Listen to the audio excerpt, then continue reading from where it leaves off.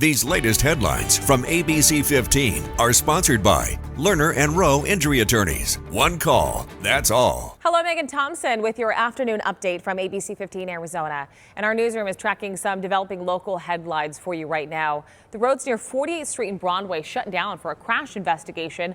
Our team working to get information from Phoenix police right now, but you may want to avoid that area as officers remain on scene.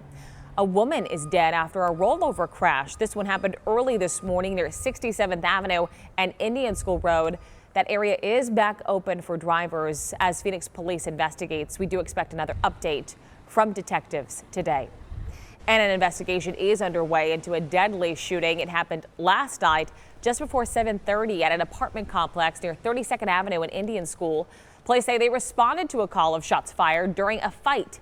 They found one man dead. Investigators have not yet given any information on a potential suspect, so stay with ABC15 for updates. ABC15 has a traffic alert for you now. We told you last week about the ramp closures along the Loop 202, the Santan Freeway. Well, tonight they go into effect for the next 60 days. ADOT is closing the eastbound Loop 202 off-ramp at Gilbert Road for a widening project. ADOT recommends getting off at Cooper or Lindsay instead. ADOT says there will also be closures at some westbound 202 exits in the coming months. We're sure to keep you informed on your daily drive. Turning now to Capitol Hill, where more confirmation hearings are scheduled to take place today for President Trump's cabinet picks. New York Congressman Elise Stefanik is expected to appear before the Senate Foreign Relations Committee to answer questions about her nomination to serve as the U.S. ambassador to the UN. She has been criticized for having little foreign policy experience. Meanwhile, Doug Collins is set to appear in front of the Veteran Affairs Committee. He is Trump's nominee to serve as the Secretary of the VA. Monday, Trump got his first cabinet member confirmed by the U.S. Senate. In a unanimous vote, the Senate confirmed Florida's Republican Senator Marco Rubio as Secretary of State. He's the first Latino to hold this position and replaces outgoing Secretary Antony Blinken. Soapbox is back and better than ever. ABC 15 is listening to voters and viewers about what the new Trump administration should prioritize at the start of their agenda. Whether you call it a soapbox, a platform, or a mobile dais, it serves one important purpose for our community: giving you a voice.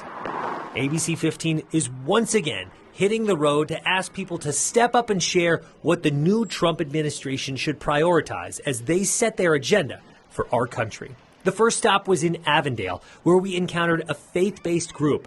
Chastity is a mother of 9 kids, which range from 4 months to 18 years old.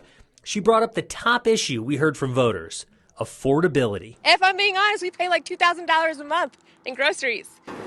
Pastor Jason Young hopes to see a faith-based approach in our country's leadership, which he feels would lead to less violence and war. My prayer and my hope is that peace can be secured. And Jordan brought up a top issue that motivates voters. I'd like to see abortion getting rid of, because we need more children. We need more families.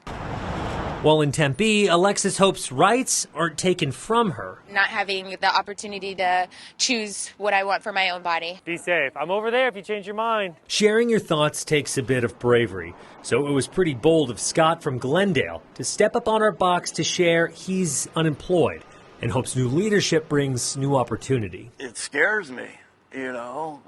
Makes me think of the Depression. Well, let's look both ways. Lynette once served those who served our country. She's now retired from her work at the VA. Make the economy better, especially for the vets. Some of them are struggling. We have a lot of homeless vets. That should be a top priority.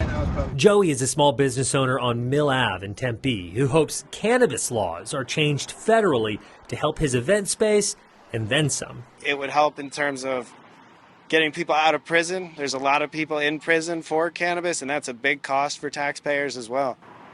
And Kathy is moving back to Arizona for brighter days. She put it as simple as can be. I think what all Americans want is that their needs are prioritized from an economic standpoint. So if you're sharing, we're listening.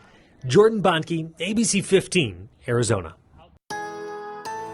With your most accurate forecast, I'm meteorologist Jorge Torres. It'll be a breezy start to your Tuesday and a cool start with temperatures around 40 degrees at 8 o'clock. Slowly warming up, those temperatures will be at midday in the mid-50s and only climbing into the lower 60s, which is well below average for this time of year. Winds will be breezy, as I mentioned, through about midday in the valley with gusts around 20 to 25 miles per hour. As you head along the Colorado there in Mojave County, winds will be a tad bit stronger with gusts around 55 miles per hour. Northern Arizona, highs staying in the 30s and 40s from Flagstaff to Heber and Show Low with 50s and 60s across the lower deserts. But tonight, temperatures in the valley will dip into the mid-30s as a freeze warning is in effect. And then Wednesday and beyond, those temperatures slowly warm up until the weekend. A slight chance of rain returns. Flagstaff, we're in the 40s for highs through at least about Thursday.